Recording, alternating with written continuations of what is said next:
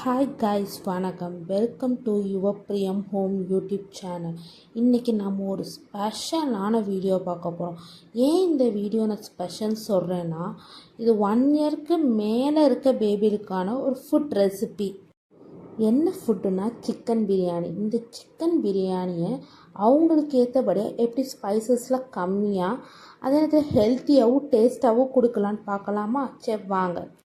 First ஸ்டவ்வை on பண்ணி குக்கரை வச்சுட்டு கீ ஒரு 3 டேபிள் ஸ்பூன்லேருந்து ஒரு 4 டேபிள் ஸ்பூன் ஆட் பண்ணிக்கிறேன்னா, நான் என் குழந்தைக்கு 6 மந்த்தில் ஸ்டாலிட் ஸ்டார்ட் பண்ணேன். அப்போலேருந்து இப்போ 1.5 மந்த் ஆச்சு. இப்போ வரைக்குமே எல்லா ஃபுட்லையுமே நான் கீ ஆட் பண்ணி கொடுத்துட்ருக்கேன். அதனால் அது ரொம்பவே குட்டி டேபிள் ஸ்பூன். அந்த டேபிள் ஸ்பூனில் ஒரு 4 டேபிள் ஸ்பூன் கீ ஆட் பண்ணியிருக்கேன். நீங்கள் உங்கள் குழந்தைக்கு இது வரைக்கும் எவ்வளோ கீ கொடுத்துருக்கீங்க அதை பொறுத்துன்னு இந்த பிரியாணிக்கு ஆட் பண்ணிக்கோங்க. இதில் நான் பிரியாணி ஸ்பைசஸ் எல்லாமே ஆட் பண்ணுறேன். பட்டை, லவங்கம், கிராம்பு, ஏலக்காய் எல்லாமே ஆட் பண்ணியிருக்கேன். ஆனால் நீங்கள் உங்கள் குழந்தைக்கு இது வரைக்கும் என்னென்ன ஸ்பைசஸ் இன்ட்ரடியூஸ் பண்ணியிருக்கீங்களோ அதை மட்டும் ஆட் பண்ணிக்கோங்க. ஆட் பண்ண பிறகு நல்லா அது வணங்கின பிறகு வெங்காயம் ஆட் பண்ணியிருக்கேன். பெரிய வெங்காயம் ஒன்று கீத்தாக கட் பண்ணி ஆட் பண்ணியிருக்கேன். ப்ளஸ் தக்காளியும் ஆட் பண்ணி அதில் நல்லா வதக்கிக்கிறேன். இந்த இது ஒரு அளவுக்கு வதங்க விட்டு இதில் நம்ம ஆட் பண்ண போகிற மசாலாஸ் ரொம்பவே முக்கியம். அதுவும் அதோட அளவு இன்னும் அதில் ரொம்ப ரொம்ப முக்கியம். இதில் நான் என்னென்ன மசாலாஸ் ஆட் பண்ணியிருக்கேன்னா, மஞ்சள், மிளகு, சீரகம், உப்பு, பிரியாணி ஸ்பைசஸ், இந்த 5 பொருள் மட்டும்தான் ஆட் பண்ணியிருக்கேன். அதுவும் ரொம்ப கம்மியாக ஒரு பிஞ்சுன்னு சொல்லுவோம், அந்த மாதிரி தான் ஆட் பண்ணியிருக்கேன். அந்த மாதிரி நீங்களும் உங்கள் குழந்தைக்கு ரொம்ப கம்மியாகவே ஸ்டார்ட் பண்ணுங்கள். அப்படின்னா தான் அவங்களுக்கு அந்த டேஸ்ட்டு பிடிச்சிருக்கா, அவங்க நல்லா சாப்பிட்றாங்களா, அவங்க உடம்புக்கு நல்லா செட் ஆகுதா, எல்லாமே நம்மளுக்கு கிளியராக தெரியும். அதை ஆட் பண்ணி நல்லா வதக்கின பிறகு சிக்கன் ஆட் பண்ணிக்கேன். என் குழந்தைக்கு இதுக்கு முன்னாடி நான் நிறையாவே சிக்கன்ஸ் கொடுத்துருக்கேன். அதனால நான் கொஞ்சம் அதிகமான சிக்கன் பீஸ் போட்டிருக்கேன்.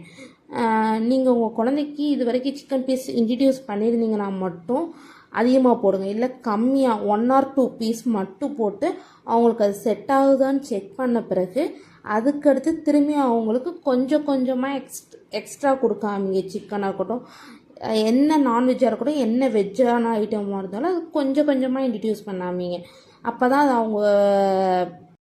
அது அவங்க பாடி அக்செப்ட் பண்ணும். நான் சிக்கன் ஆட் பண்ண பிறகு ஒரு குட்டி கப் ஆஃப் வாட்டர் மட்டும் ஆட் பண்ணிக்கிறேன். அந்த வாட்டர் இந்த சிக்கனை நல்லா பாயில் ஆகிற வரைக்கும் நம்ம வெயிட் பண்ணுவோம்.